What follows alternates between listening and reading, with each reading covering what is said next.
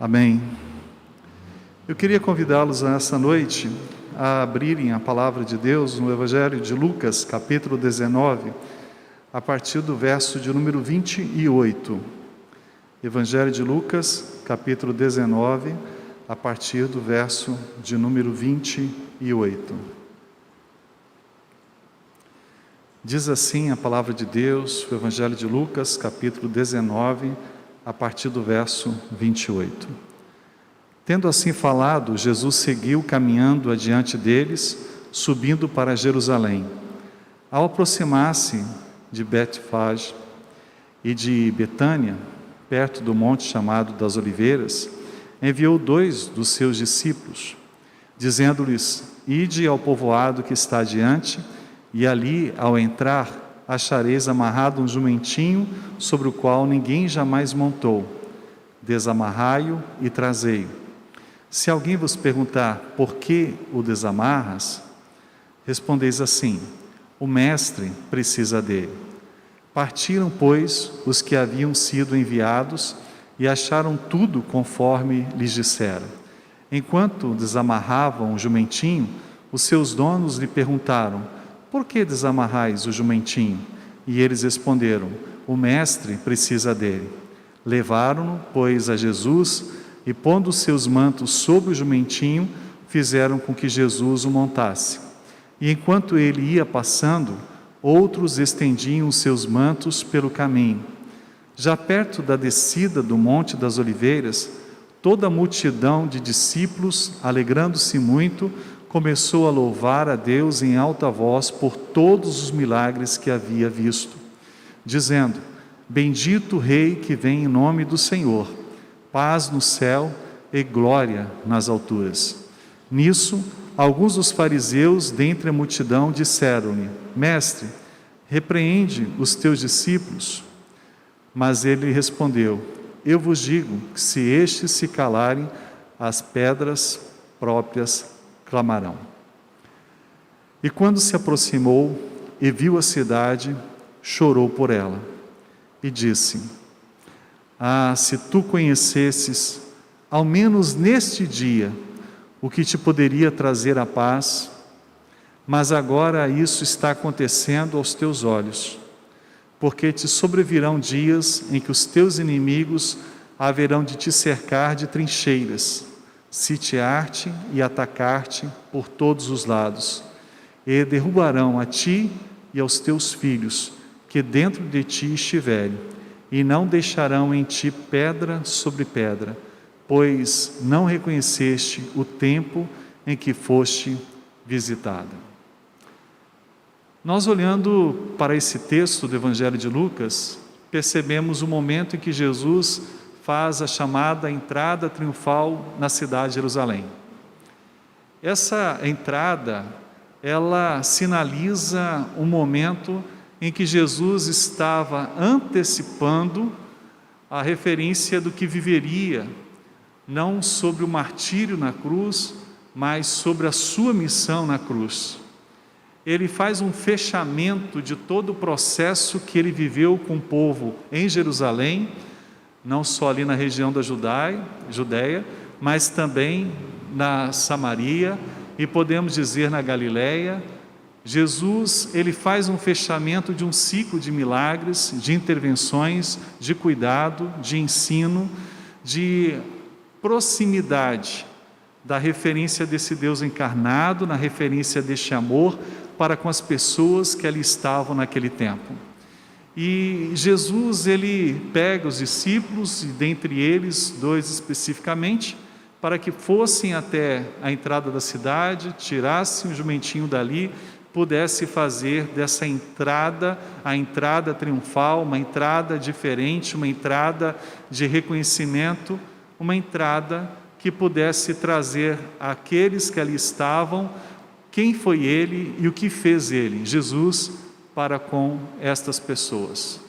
Mas olha que coisa interessante, o texto fala que os discípulos foram, encontraram os donos do jumentinho, os donos perguntaram o que estava acontecendo, eles disseram exatamente o que Jesus havia dito, estes donos permitem que esse jumento então seja levado.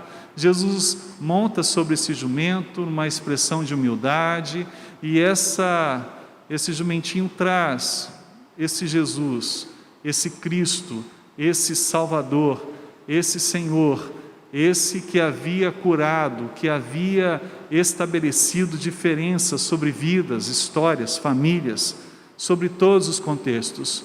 E as pessoas, quando viram a entrada de Jesus, foram capazes de jogar os seus mantos sobre o chão, para que aquele jumentinho passasse em cima.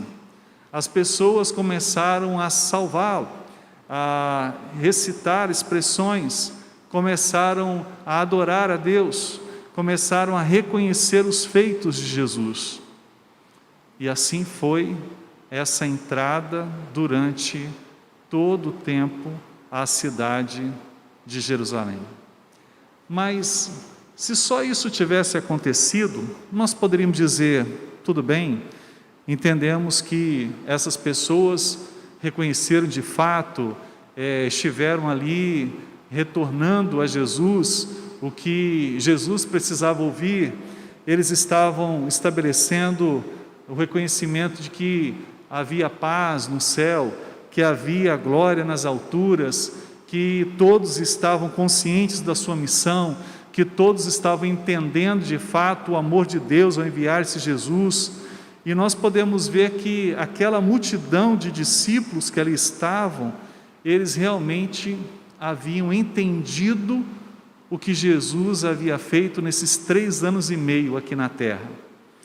Mas, diferentemente do que nós podemos imaginar, sendo estes versículos 28 a 40, como de reconhecimento a Jesus, como de retorno a Jesus, pelo seu ministério, pela sua vivência entre nós, o que nos chama a atenção é a partir do versículo 41. Quando o texto fala que Jesus, quando se aproximou da cidade, ele chorou por ela. Há 2 menções na Bíblia sobre o choro de Jesus. O primeiro deles, quando no Evangelho de João, capítulo 11, Jesus chora pelo seu amigo Lázaro. Ele reconhece, mesmo sabendo que ele seria ressuscitado, que aquele momento era um momento difícil. A partida dos nossos queridos nos afetam. E por mais que a gente possa saber o que está depois disso, não tem como não viver a empatia do choro e da dor daqueles que aqui permanecem entre nós. Jesus mostra a sua sensibilidade ali chorando. E o menor versículo da Bíblia, João 11:35, nós encontramos essa expressão: Jesus chorou. A segunda menção do choro de Jesus está exatamente concentrada aqui, no Evangelho de Lucas, capítulo 19. Quando ele entra pela cidade e as pessoas começam a saudá-lo, começam a jogar os seus mantos, começam a falar sobre os milagres, sobre a história de Jesus, sobre os seus feitos, e ele também chora. Da mesma forma, empático. Só que aqui, não pela partida. Aqui, não porque alguém estava ali com dor e angústia de alma, mas pela falta de coerência, de consciência desse povo a respeito do que haviam acabado de fazer. O versículo de número 42 disse Jesus: ah, se tu conhecesses, ao menos nesse dia, se vocês pudessem ter o conhecimento, pelo menos neste dia, o que te poderia trazer a paz. Aqui há uma interjeição na nossa linha, na língua portuguesa, na nossa gramática, uma esfera que nos chama a atenção. Há uma postulação aqui que mostra um valor de sentimento. E nós conseguimos entender que Jesus estava colocando o seu sentimento aqui. E o sentimento de Jesus era: vocês estão dizendo paz nos céus, glória nas alturas, vocês estão dizendo o que eu fiz, mas vocês não creem de fato nisso, vocês não reconhecem de fato a minha messianidade, vocês não me têm como realmente o Senhor e Salvador da vida de vocês. Há um reconhecimento das coisas que foram feitas, mas não daquilo que é, e daquilo que se fez, e daquilo que se propôs constituir no meio de vocês. Vocês estão falando sobre paz, mas vocês não vivem essa paz, vocês não sabem de fato o que é essa paz.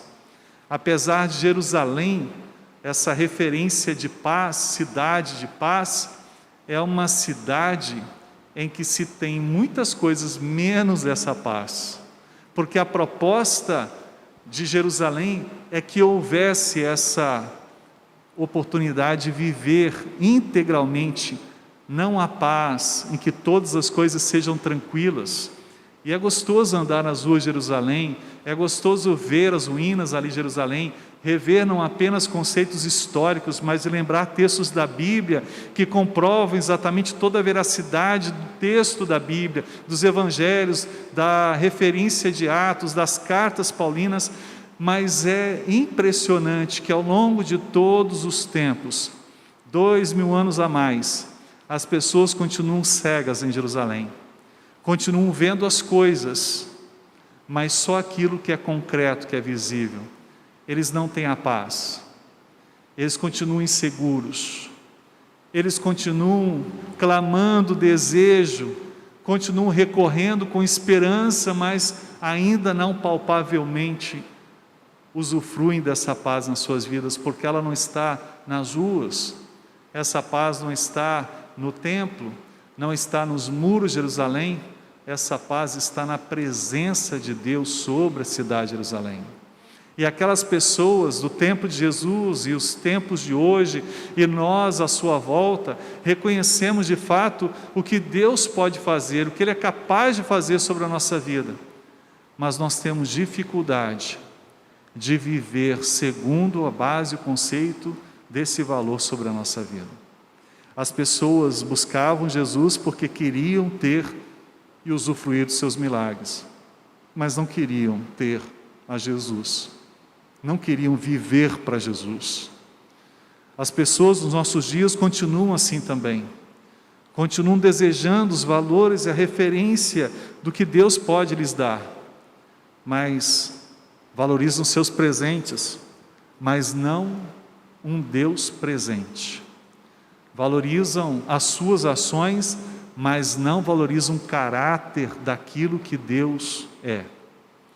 E é interessante que quando nós olhamos ali para Êxodo capítulo 3, quando Moisés estava indeciso sobre o pedido que Deus havia feito a ele de ir ao Egito, tirar o povo de lá, levando até a terra de Canaã, ele se preocupou, porque sabia um pouquinho do povo ali no Egito, e a preocupação era pertinente a Moisés.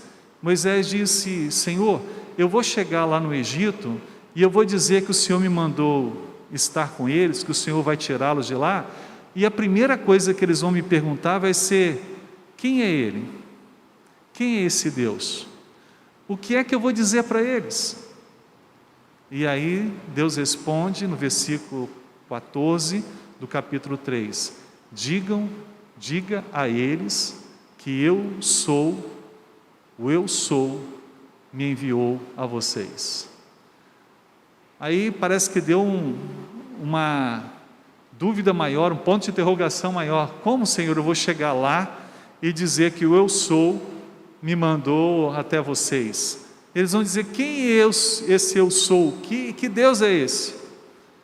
E aí então Deus diz para Moisés: Moisés, fala para eles que o eu sou foi o Deus que criou todas as coisas. O eu sou foi o Deus que chamou a família de Noé, separou a família de Noé. Diga que o eu sou esteve presente com o primeiro patriarca de todo o povo de Israel, esteve ali com Abraão. Diga que o Eu Sou fez com que houvesse a possibilidade da vinda de Isaque. Fala que o Eu Sou esteve com Jacó. Diga para eles que eu estive presente com José, de que o povo foi para o Egito para poderem se livrar de morte por causa da seca e da fome naquele tempo. E um plano de eliminar um dos irmãos, filhos de Israel, filhos de Jacó, deu a conclusão de livramento daquele período. Só que o povo, ele se acostumou a só receber as coisas e acabou se tornando escravo aí no Egito. O Eu Sou é o mesmo Deus dos antepassados, é o mesmo Deus dos patriarcas, é o mesmo Deus dessa linha histórica que vocês vivenciam. O Eu Sou significa um Deus que nunca muda, um Deus que sempre está acima do tempo, um Deus que vai além da nossa história. Diga para o povo de Israel quem eu sou. E é interessante ver que em Jerusalém, no tempo de Jesus, as pessoas também não conheciam a respeito de fato de Deus. Eles criam, eles vivenciavam a espera de Deus, do Cristo, de Jesus. Mas quando Jesus esteve no meio deles, quando foi visitar, na expressão de Deus se fazer presente aqui na terra, eles não reconheceram de fato Deus. Por isso que quando nós abrimos o Evangelho de João, no primeiro capítulo, o texto fala lá no versículo 12, que Jesus veio para os seus, mas os seus não o receberam. Por quê? Porque o olhar das pessoas estava em receber o que Jesus poderia dar, mas não em receber o que Jesus era. E aí nós vivemos esse contexto de vida, em que sempre estamos dispostos a receber as coisas que as pessoas têm para nos dar, e principalmente quando é Deus. Mas dificilmente nosso coração está disposto a viver e a devolver e a crer naquilo que Deus é, sobre e além das coisas que Ele pode nos dar. Por isso Jesus disse no versículo 42, se tu conhecesses, ao menos nesse dia, hoje, o que te poderia trazer paz, mas agora isso está encoberto aos teus olhos, vocês veem, mas não enxergam.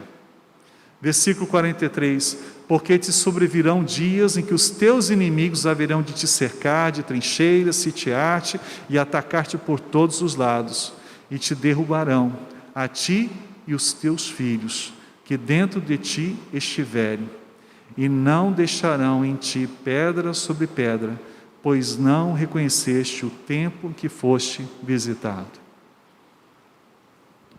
Eu me lembro de um dia muito difícil, quando uma pessoa pediu o divórcio, e a pessoa saiu de casa, e essa pessoa tinha, durante um determinado tempo, dado condições para que o cônjuge pudesse ajustar algumas coisas, estabelecer um novo alinhamento conjugal. E os dois tinham níveis de erros. Um desejava muito consertar, ajustar isso, mas o outro não se permitia, não aceitava fazer nada da sua parte. O outro insistiu durante algum tempo, talvez alguns anos, lutando pelo casamento, mas sozinho. Mas chegou um tempo que ele não conseguiu ir mais à frente, e a sua escolha foi a linha do divórcio. E naquele dia ele estava para poder fazer o fechamento dessa relação dos dois. E eu me lembro da frieza da pessoa quando o seu cônjuge disse: olha, eu estou terminando o relacionamento, mas ainda eu tenho amor por você. E só estou fazendo o fechamento porque você não se permite mudar e não se permite tratar esse relacionamento para que ele saia dessa esfera de doente, de mórbido, para saudável. E a pessoa disse: tudo bem, eu aceito o seu pedido, a sua saída, E eu tenho certeza que eu nunca vou me arrepender de continuar sendo o que eu sou e não mudar a minha vida. Mas alguns meses depois, essa pessoa que se mostrou tão dura e que naquele momento disse que não tinha nada que mudar, que reconhecia o que o outro já tinha mudado, mas não achava pertinente que da sua parte alguma coisa pudesse ser diferente. E mesmo que haja uma rima nessas expressões, o momento ali atrás foi um momento de muita dor. Por quê? Porque essa pessoa reconheceu que ela errou, que ela foi egoísta, e ela percebeu que quem tinha que mudar não era o seu cônjuge, mas era ela mesma. E ela me procurou dizendo: eu me arrependo de ter vivido isso, e eu quero ajuda para reconciliar a minha vida com essa outra pessoa. E eu disse: poxa, que bom que você reconheceu o seu erro, que bom que você está disposta a caminhar de uma forma diferente. E aí nós fomos até ao cônjuge dessa pessoa, apesar de todo o processo já formalizado de divórcio e tudo. Ela chegou e disse: olha, eu vim aqui pedir ajuda ao Edson para que a gente pudesse conversar de novo, rever a nossa proposta de casamento, a gente pudesse reconsiderar algumas coisas e caminharmos juntos daqui para frente. E eu nunca me esqueço a pergunta que aquele cônjuge que foi procurado, esse cônjuge que foi procurado foi aquele que lutou pelo casamento, que mudou e que fez de tudo para que o casamento pudesse ser melhor, mas ele chegou ao seu limite. E essa pessoa que lutou lá atrás, que fez todo o possível e que impetrou o pedido de divórcio e que tinha sido procurado por essa outra parte, disse: eu aceito retornar o casamento e a gente reconstituir uma nova vida conjugal, mas eu queria que você dissesse pelo menos uma coisa que de fato você já colocou em prática a respeito de tudo aquilo que eu já falei para você, do que nós já conversamos e que era dificuldade na nossa relação. Eu quero saber de você se você já colocou em prática pelo menos uma daquelas questões.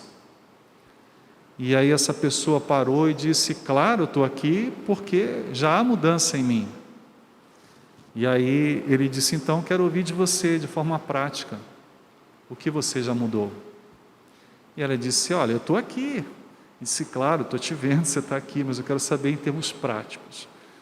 Para simplificar o processo, ela estava se sentindo sozinha, e ela não estava conseguindo administrar isso, até porque os filhos acabaram indo com o cônjuge, não ficaram com ela no casamento, porque a preferência dos filhos foi estar junto com o outro e não com ela.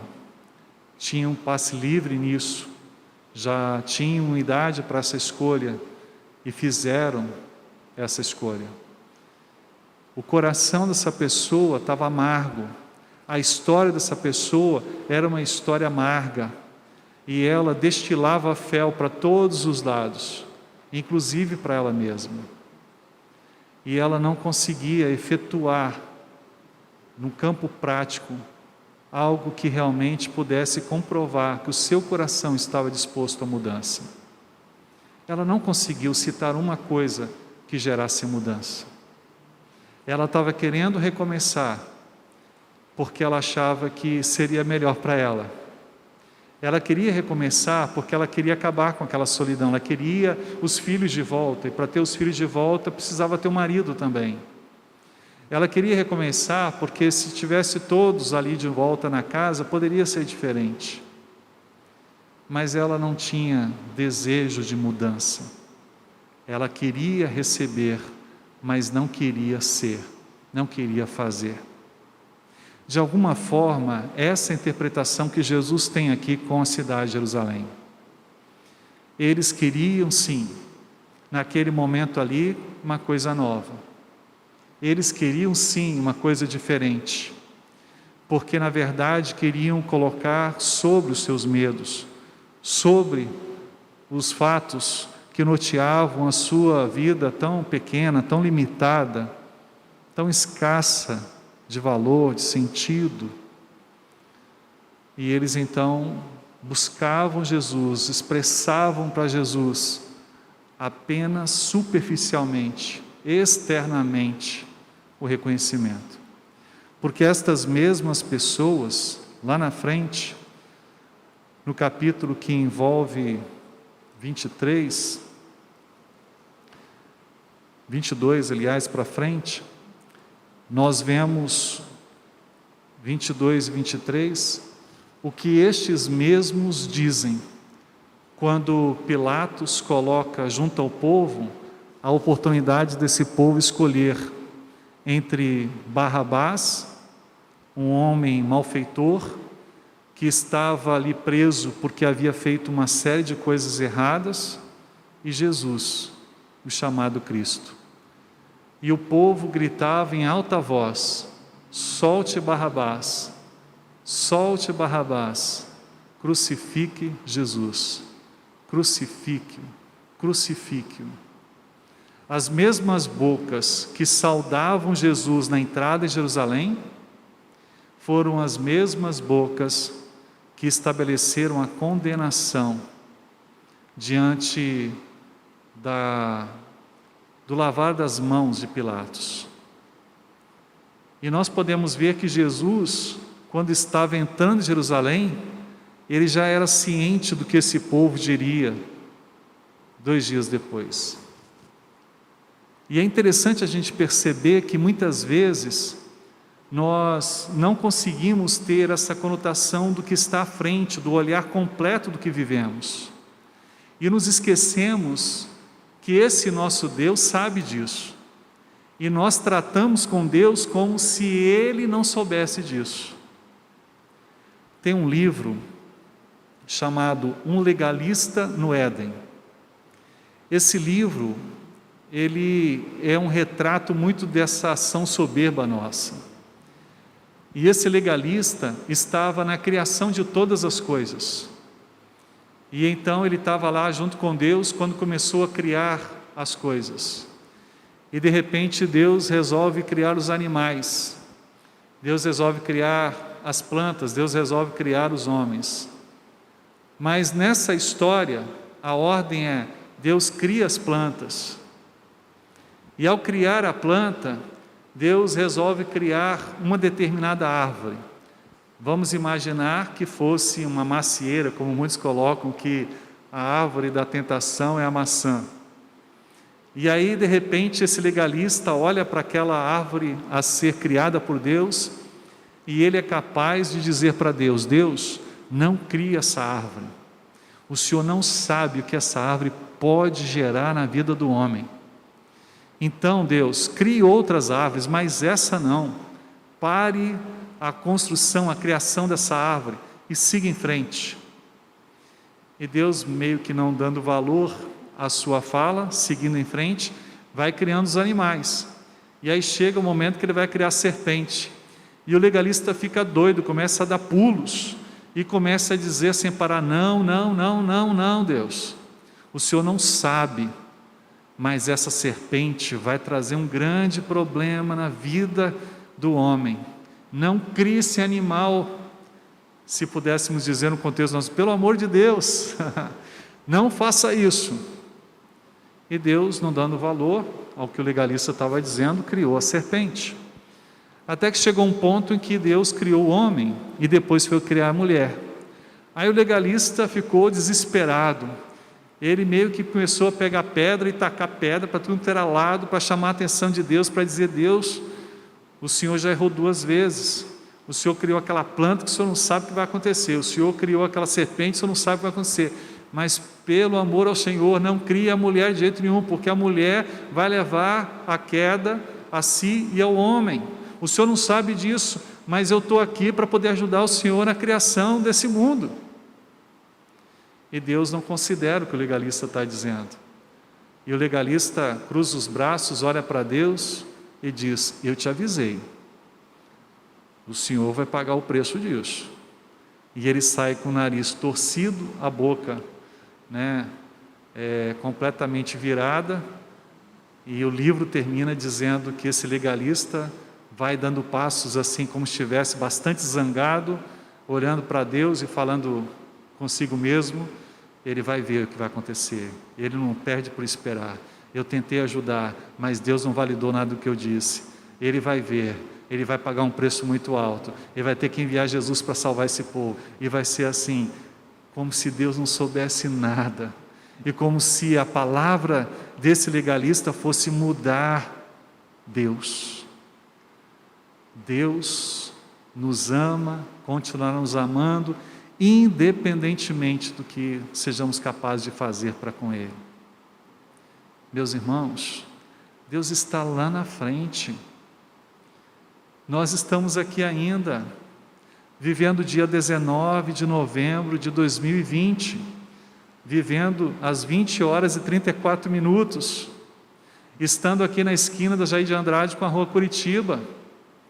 Deus já está numa relação, como a Bíblia diz, esse dia como 1000 anos, e 1000 anos como esse dia.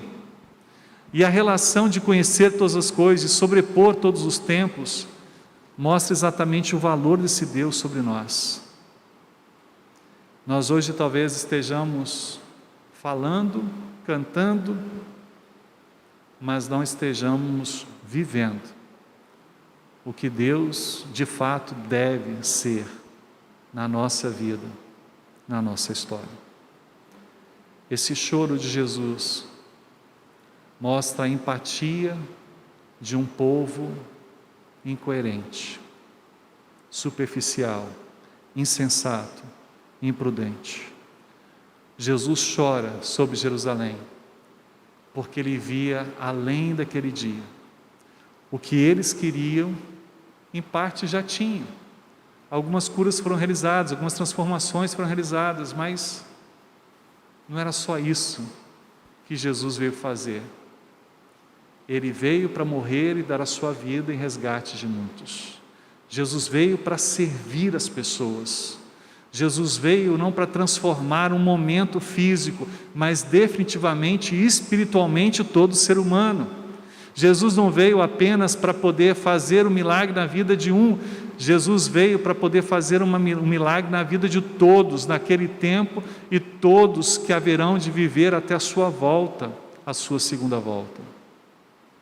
E o principal milagre não era apenas a justificação dos pecados, mas a adoção novamente em Cristo Jesus, a possibilidade da regeneração das nossas vidas, das nossas mentes, dos nossos corações, o novo acesso até o Pai, uma nova aliança, um novo acordo que seria estabelecido com Ele. Jesus chora pela cidade de Jerusalém, chora pelo povo de Jerusalém, porque Jesus se compadeceu, Jesus sentiu o peso, Jesus olhou e viu a ignorância daquelas pessoas. Ah, se eles conhecessem, pelo menos um dia, o que poderia trazer paz, e essa paz que excede todo entendimento, que guarda a nossa alma, essa paz que nos faz se sentir livres, independentemente das circunstâncias que vivemos, essa paz que transforma os nossos desafios em oportunidades de alentos, de consolos, uma ação contínua de Deus sobre tantas outras que vivemos.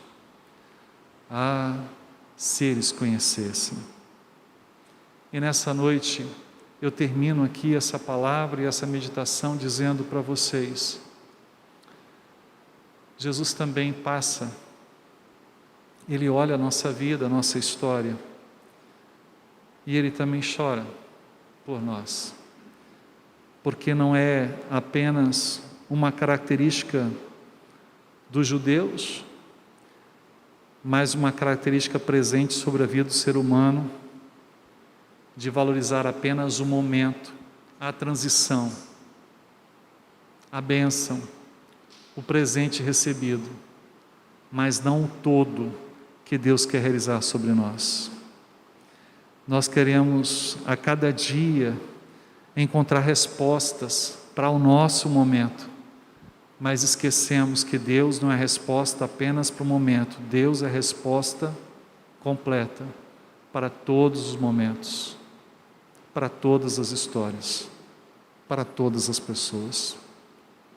E nessa noite, de uma forma especial, Ele não apenas quer trazer uma resposta para nós agora, ao que nós estamos enfrentando, passando. Ele quer ser a resposta para tudo que ainda vamos viver. Eu quero orar nessa noite. Vamos fechar os nossos olhos. Senhor, olhando esse texto, eu fico imaginando o Senhor montado naquele jumento, tão pequeno, num gesto, numa atitude tão humilde, de passar ali e olhar para aquelas pessoas gritando, exclamando, jogando mantos, reconhecendo que foram curados, pessoas dizendo que foram transformadas, pessoas dando glória nas alturas, dizendo que estavam vivendo paz, como se estivesse vivendo paz no céu, mas aquilo era só palavra, aquilo era só uma ação exterior dos seus corpos, aquilo era apenas um ato de conjunto em que as pessoas no coletivo expressavam o que estavam vendo ali, mas não estavam expressando a coerência das suas almas e reconhecendo o Senhor como o Senhor e Salvador das suas vidas. Eles reconheceram o que o Senhor fez entre eles, mas não reconheceu o que o Senhor era entre eles. Por isso, ó Deus, neste momento eu peço que o Senhor nos ajude a trabalhar a nossa vida e a nossa história, para que nós não continuemos, se assim pudéssemos dizer, a entristecer o seu coração e a fazê-lo chorar sobre a realidade desse dia, mas que o Senhor visse em nós a coerência da nossa fé, a disposição de buscar o Senhor, não pelos presentes e as bênçãos sobre as nossas vidas, mas pelo que o Senhor é sobre nós.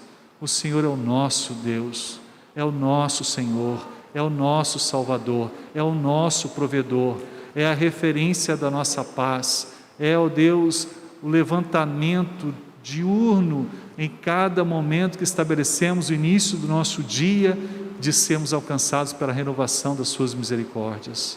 Nós queremos, ó Deus, nessa noite, dizer que nós somos pecadores e que somos, ó Deus, alcançados pela justificação do Senhor na cruz, porque o Senhor nos amou primeiro e porque o Senhor foi capaz de vir, se encarnar, estar entre nós e se dar para morrer no nosso lugar naquela cruz. Obrigado, porque isso prova o teu amor e a tua fidelidade para conosco, Senhor. E isso mostra que o Senhor sabe que nós não seríamos capazes jamais de reverter esse quadro sozinhos. Obrigado por fazer isso em nosso lugar. E que nesta noite, Senhor, o nosso coração se volte para o Senhor e, ó Deus, busque o Senhor com uma entrega completa. A expressão bíblica diz: buscai o Senhor de todo o vosso coração. E nós queremos nessa noite buscar o Senhor de todo o nosso coração, de todo o nosso entendimento, de toda a nossa alma, porque queremos buscar o Senhor completamente, não apenas pelo que o Senhor fez ou faz ou pode fazer, mas pelo que o Senhor é sobre nós. Ó Pai, visita-nos aqui e a cada irmão que está acompanhando este culto, que a graça do Senhor possa fazer, ó Deus, uma reviravolta no nosso coração, na nossa vida, para que nós possamos dizer sim, não o que achamos que o Senhor deva ouvir agora, mas devamos, ó Deus, dizer e expressar o que nós sabemos que o Senhor deve receber para sempre, não apenas uma expressão que faça parte daquilo que estamos, ó Deus, num processo de investimento, de um falando, de outro percebendo, e nesse processo de multidão, de coletivo, na influência das pessoas, de repetir as coisas, mas queremos de forma voluntária, espontânea, pessoal, dizer que o Senhor é o nosso Salvador pessoal, o Senhor é o meu Senhor e Salvador, que nós possamos dizer expressões que evocam exatamente esse valor individualmente de cada um de nós, e é por isso que nós queremos adorar o Senhor, porque queremos adorar o que o Senhor é, e sabemos que o Senhor é. Por isso, nesta noite, Pai, visita a nossa vida, visita a nossa igreja, derrame, ó Deus, a Tua graça sobre nós, para que possamos fazer deste dia, não um dia de passagem do Senhor entre nós, mas um dia de permanência do Senhor sobre nós, um dia em que nós possamos adorar com consciência, um dia que possamos Te louvar com consciência, um dia que nós possamos, ó Deus, tirar os nossos mantos e colocar sobre os pés do Senhor, assim como a nossa vida, de forma obediente, para cumprir os Teus propósitos, porque queremos a paz do Senhor, não nas ruas dessa cidade, nós queremos a paz do Senhor a começar dentro do nosso coração, dentro da nossa mente, dentro das nossas relações pessoais, conjugais, familiares, profissionais. Nós queremos ser esses agentes de paz, nós queremos promulgar esta paz, nós queremos estender essa paz, da nossa vida sim, da nossa casa sim, da nossa igreja sim, para a nossa cidade sim, que a nossa cidade seja uma cidade de paz, mas a começar por mim, Senhor, a começar pelos meus irmãos, para que, ó Deus, toda a transformação social ocorra no nível devido, no nível da alma do ser humano, para que aí sim, nesse nível tão profundo da vida humana, nós possamos irradiar sobre todas as coisas e sobre todo o tempo.